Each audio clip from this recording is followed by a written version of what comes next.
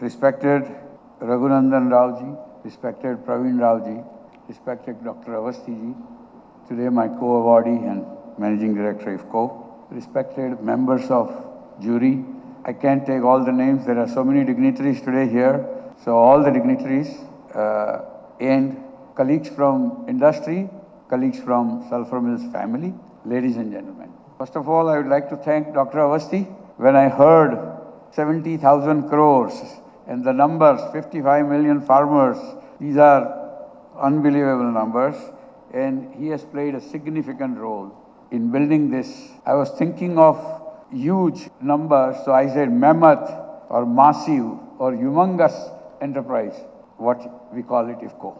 I'm sure all of you are as much proud of Dr. Avasthi as I am. It's a coincidence that both the companies are possibly working in a similar direction, which is good. Both have come out with a low dosage, high nutrient efficiency, innovative, and even IFCO's product is patented in India and maybe patents being applied world over, I have no idea, but our products are also not only patented in India, but all over the world, including US, China, Japan, Brazil, Australia, and so on. The list is long. I am thankful to the jury for considering me for the award, number one, and I accept this Lifetime Achievement Award with all humility at my command, and also thank ABSA for considering me for the commitment in agriculture that they felt was worth recognizing. However, I feel this award not only belongs to me, but belongs to the whole Sulphur family.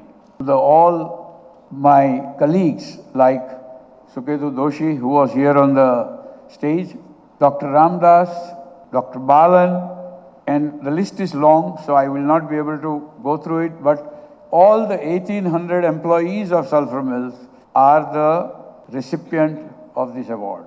I'm also being supported all the time by my family, my wife Shilpa, my children Komal, Bimal and Binoy, and also would like to definitely thank all our loyal distributors, dealers, channel partners, and definitely the farmers. Farmers not only in India, but we have products going under our name, under our brand, and made in India with a proudly we write made in India. And in more than 80 countries, this includes US, Europe, Brazil, and so on. We are the largest supplier for organic grape products in Napa Valley and Sonoma Valley. So I'll now go to the main subject of innovation in agriculture. When one says innovation in agriculture, what comes to your mind? One may say a low dose herbicide with a broad spectrum activity, or a new synthetic pyrethroid, or a new different chemistry, or maybe someone will say maybe a micro irrigation. Today the startups are talking a robot which will go in the field and uproot your weeds. A robot can go and identify your pest and disease. A robot can go and spray very precisely on the target the pesticides required. All these are innovation.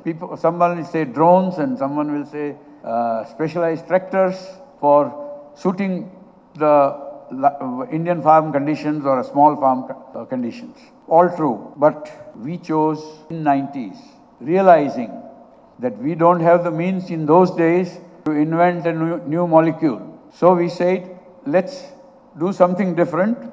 Let's take a path which is less traveled by others, and let's do something what we call, like the film said, more from less. The philosophy of more from less, meaning any product and every product, not nutrition, not crop protection. Everywhere we are in a position to reduce dosages per acre. We have at least 17 products proven today where we have been able to reduce dosages. Now, since we are today joined by legendary Sri Avasthi ji, they are in fertilizer, we'll talk on nutrition today. And so I will say that basically our approach was, I will try to concentrate more on the innovations. So our approach was, first approach was, there are problems in the field. You can see the problem and you try to solve that problem. And there are anticipated problems likely to occur and you act well in time. I will try to give both a live example, what happened. Sometime in 2005, I was traveling in Punjab and Haryana. I was going through a lot of rice fields and I was seeing people were broadcasting 8, 10 kilos of zinc sulfate into that field. The agriculture field were filled with water, 8-10 inches of water. I'm sure you all know what I am talking. And they were still putting zinc sulfate onto the crop. 1 acre of land maybe is carrying 70,000-80,000 liters or 100,000 liters of water. Now, 7-8 acres of a soluble zinc sulfate, if you are putting in this, the zinc sulfate is in water, it is required at the root zone, and according to me, hardly anything goes to the root zone, and that is why you must have read many places that the zinc nutrient efficiency of zinc sulfate is only 6 to 8%. We said this is a problem. You are throwing away all the zinc into the ponds and the rivers. This has to be stopped. We said the zinc must not be in a sulfate form to start with. And it must have a technology which will keep converting to zinc sulfate slowly and over a period of 30 to 45 days. We designed that product. It's recently introduced, though it was patented in 2011. By the time we got our FCO and all the other formalities done, some patenting was left out in few countries and all that, because this product is patented everywhere.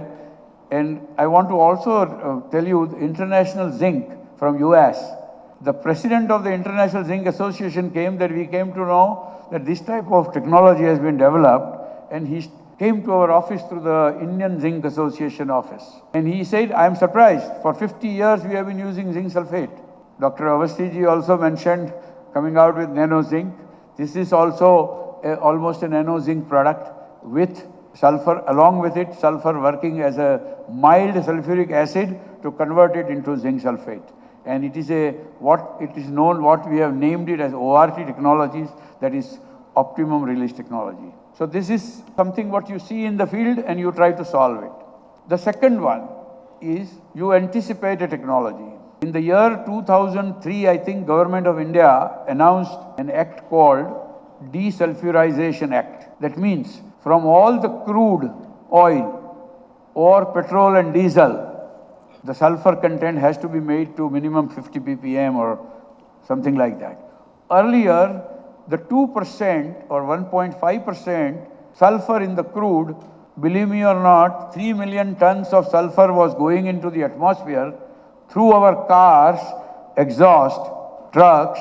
Even the refinery themselves were burning it out because there was no law. All of you have seen it, I am sure, what I am talking. Your eyes were burning, what you used to call acid rain also.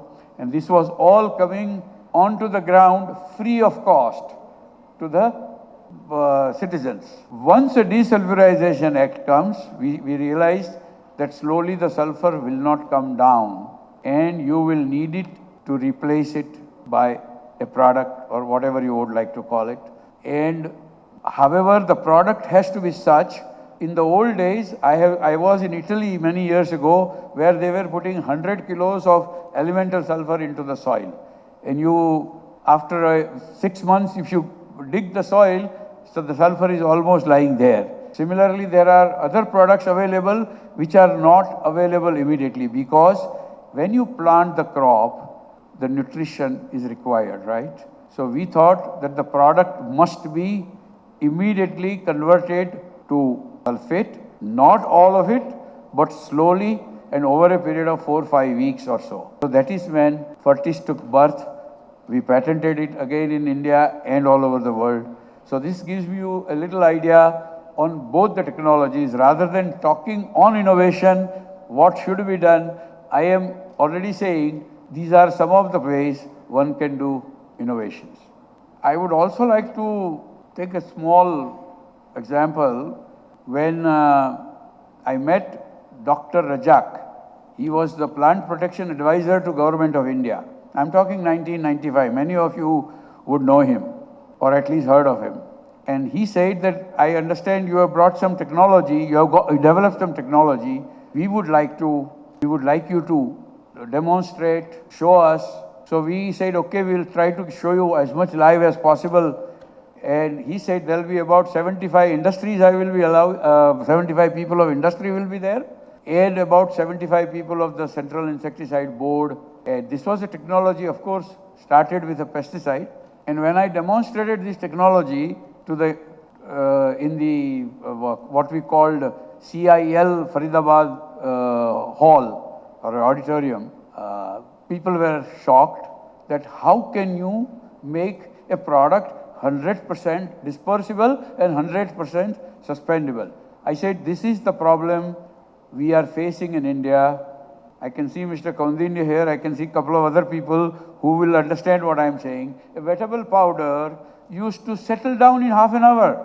And farmer doesn't know that it settles down. He is 200 liter and a 16 liter knapsack. He takes whole day to spray. And he doesn't know he is taking water. After it settles down, he is taking water. Maybe in between the product is in between the solution, the product is okay. And then it is a very concentrated product.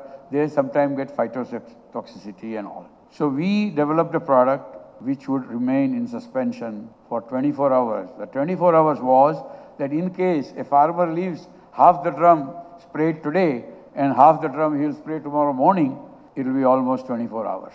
I will give the name of a person, one Mr. Pradeep Majumdar, which many of you would know, who is now in Calcutta, I think. He was with ICRISAT at that time. And I'll try to copy paste his exact sentence. I'm surprised that how an Indian company has been able to develop this product.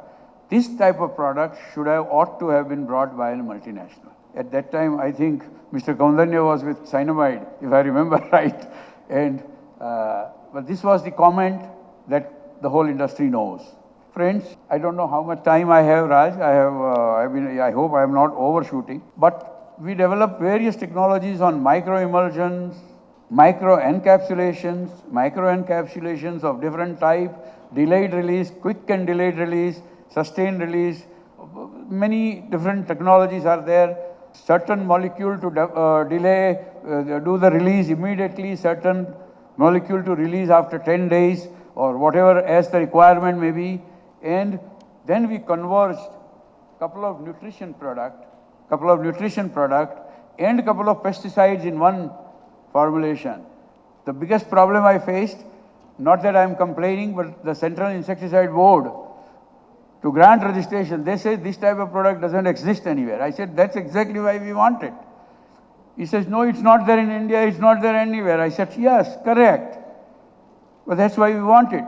Because you reduce the application, when you put everything together, the economic to the farmer is almost 50% cost. Fortunately, after a long struggle of, I think, 5 years, we got the first registration like that, where a nutrition is there and pesticides are there. And this is mainly we have developed for a soil application. So friends, I don't know how much time I have taken, so I'll just see, but let's see. So similarly, we have recently introduced and purposely tried on a very old molecule whether what we call as a dry cap technology. Now this dry cap technology can be applied on many molecules, but it's the basic platform technology that we have developed. It's not a product specific technology, or it is not a combination of, say, acetamiprid with a adinotefuran. I mean, something like that. It is not a mere mixing of two chemicals, mixing and making it into another form. We have just introduced the product.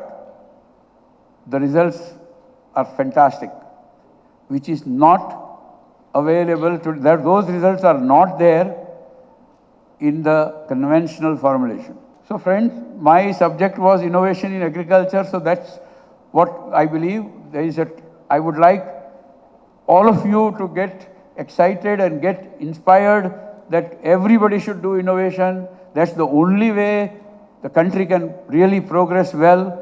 Once innovation is done, the rest of the thing will follow automatically, I feel. With these few words, I would like to end, keeping your time in mind. And thank you very much. One thing I forgot, innovation should, there could be what we call, what innovation, I forget it. Let's say you have a toothbrush and somebody made the toothbrush with a little angle. That's also an innovation. And then he made the bristles longer and smaller. And then he made the brush part also flexible. These are all innovations, yes. But these are, I would call it an incremental innovation.